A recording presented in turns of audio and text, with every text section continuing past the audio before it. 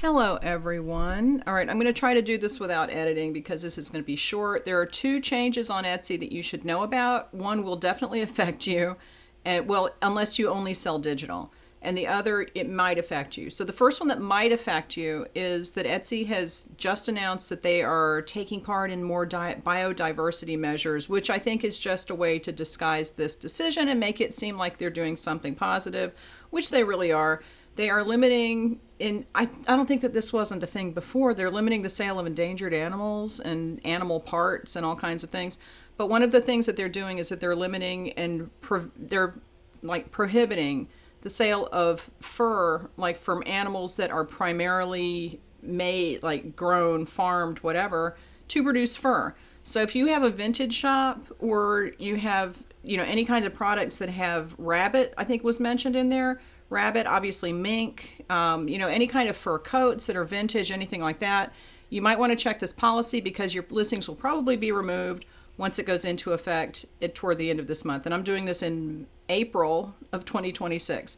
The second change, which is going to affect more people, is that Etsy added a sentence into their purchase protection program without making a big announcement about it that said that they will only refund things that have not arrived in the mail when they are at least 7 days past the estimated delivery date. Now, we know that Etsy's delivery dates are ridiculous and they give customers estimates that are way too soon. So they probably have had a lot of customers seeing these numbers and saying, well, my package was supposed to be here yesterday, when in reality it's not going to get there for a few days anyway. And they've probably had to pay out a lot of purchase protection claims on this, and they've probably figured out that they need to extend that time so that they can give people a chance to actually get their packages at a normal rate. So instead of having a customer contact you and say, my package was supposed to be here yesterday, I didn't get it, and you can immediately say, you can file a purchase protection claim, pass it off on Etsy, let them handle it. Now you're going to have to tell people that they need to wait at least 7 days after the estimated delivery date, and I'm assuming that's like the last date on the estimate because it's usually a range of dates. 7 days after that last date, they can file a purchase protection claim if the package has not arrived. So this is going to be a change for sellers because we're going to get a lot of customers who don't want to wait and they just want you to refund it right away, and you should not do that. Etsy's delivery estimates are ridiculous. And sometimes people will place an order and it says it's going to get there tomorrow, and it's not based on reality. So do not refund customers just because they said my package isn't here. They can file a claim, but they have to wait till 7 days in order to get the post office, which is slow anyway. Give them time to get the package to them because it is possible that it will show up. Etsy has figured this out and they don't want to spend the money on unnecessary returns, which makes sense. But it is going to fall on the sellers to deal with customers who are not happy about having to wait. I'm just giving you the heads up.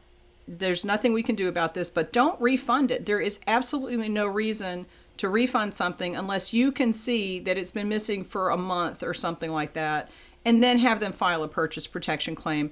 For delivery issues, sellers should not be refunding. That's something that you refer to Etsy. That's what purchase protection is there for. It's there to protect the sellers, not the buyers. It does protect buyers, but Etsy calls it purchase protection for sellers. That's the name of the program.